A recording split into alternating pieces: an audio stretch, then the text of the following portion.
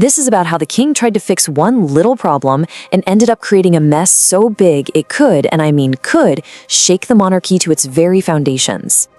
All right, so you've got King Charles, right? He's just taken the throne, and he's got to steady the ship because his brother, Prince Andrew, is caught up in this massive scandal.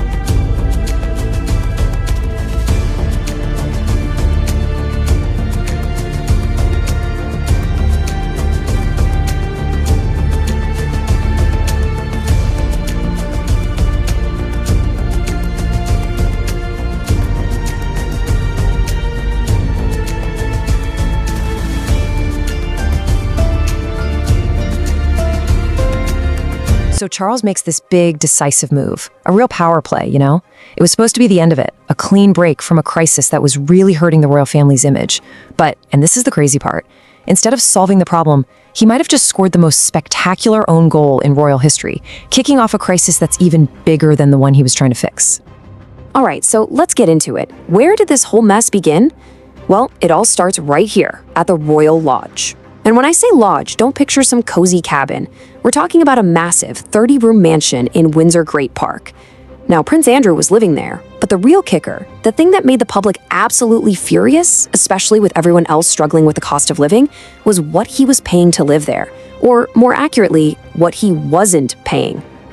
So get this, he was paying something called a peppercorn rent, and that's pretty much exactly what it sounds like. It's not a real rent based on market value, it's basically a token payment, just a formality to make a contract legal.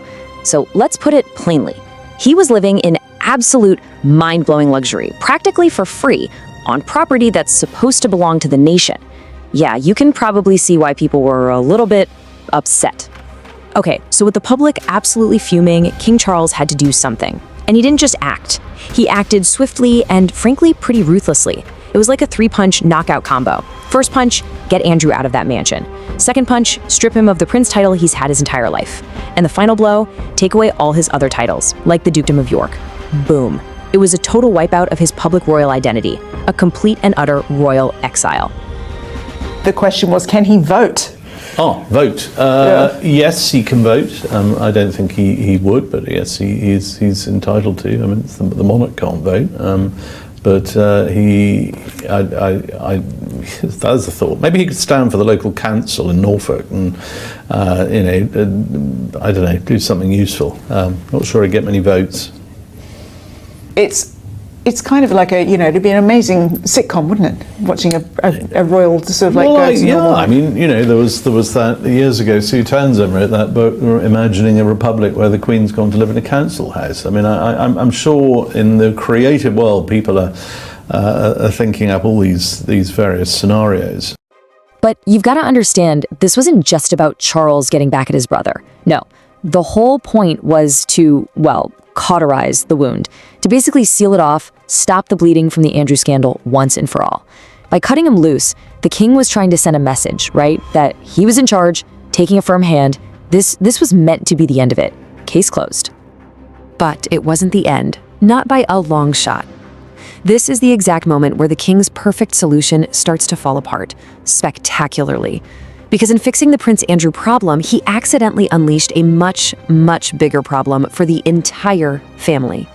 So the big question is, how on earth did that happen? And honestly, this quote from a former royal insider just hits the nail on the head. By showing that he could just take away a prince's birthright with a swish of his pen, the king accidentally showed everyone a huge crack in the whole system.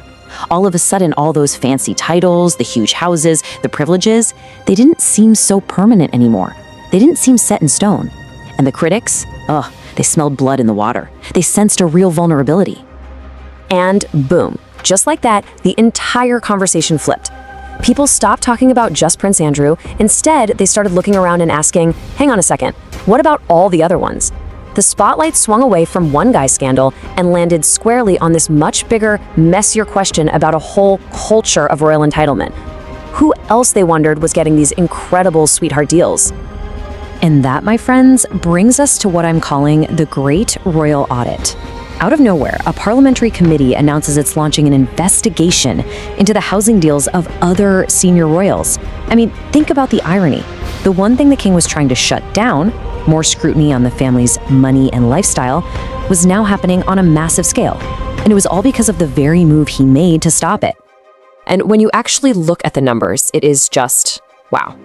You can really see how big this issue is. Take the king's other brother, Prince Edward. He's living in Bagshot Park. We're talking a 120-room mansion for a measly £5,000 a year. And Princess Alexandra? She pays even less for her place. The difference between these palace-like homes and the tiny token rents they're paying, it's just staggering. It really is. Now, don't think for a second this investigation is just about the so-called minor royals on the sidelines.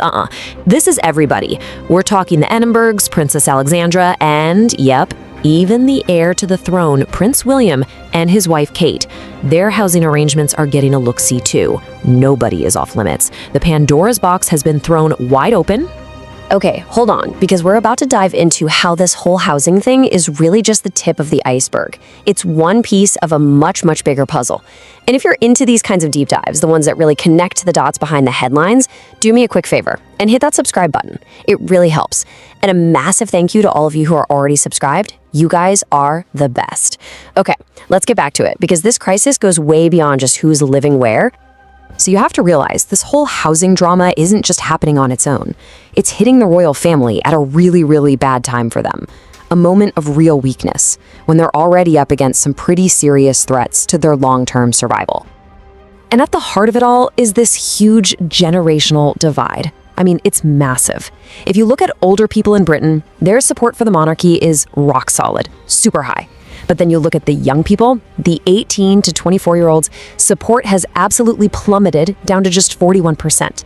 And that number is dropping every single year.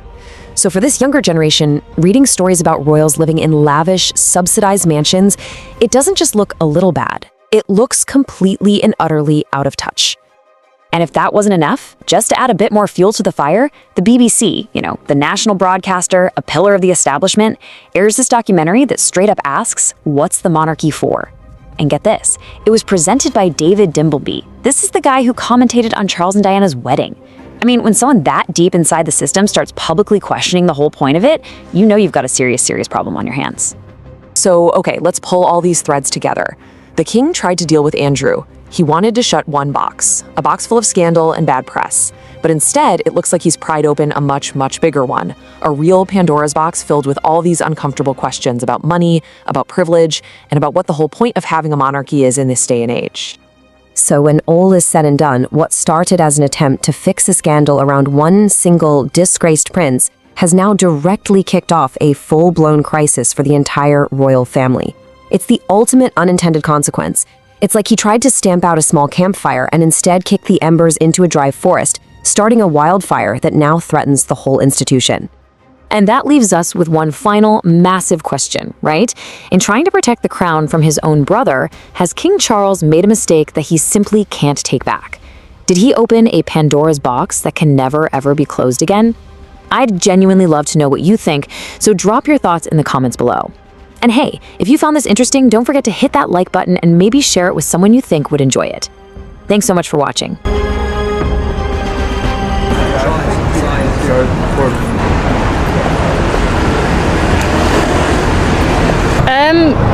I'm surprised, because I feel like that whole institution has been protective of itself for so many centuries now that it kind of feels like they've been untouchable for a long time.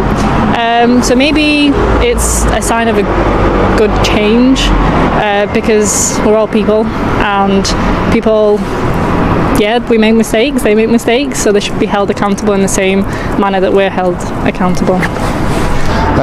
You can't say he didn't know who Epstein was when he chose him as a friend, so he deserves it to lose them.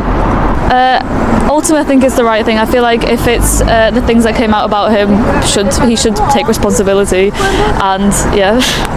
Personally, I think that, you know, if there's any kind of guilt or there's any chance that he's done it, then, you know, maybe it's a good precautionary measure. And essentially, until he's either proven his guilt or his innocence, then I think it's a good decision. I'm really happy that the royal family isn't defending him anymore, and that he's a private citizen defending his own case. So I hope the justice will be served.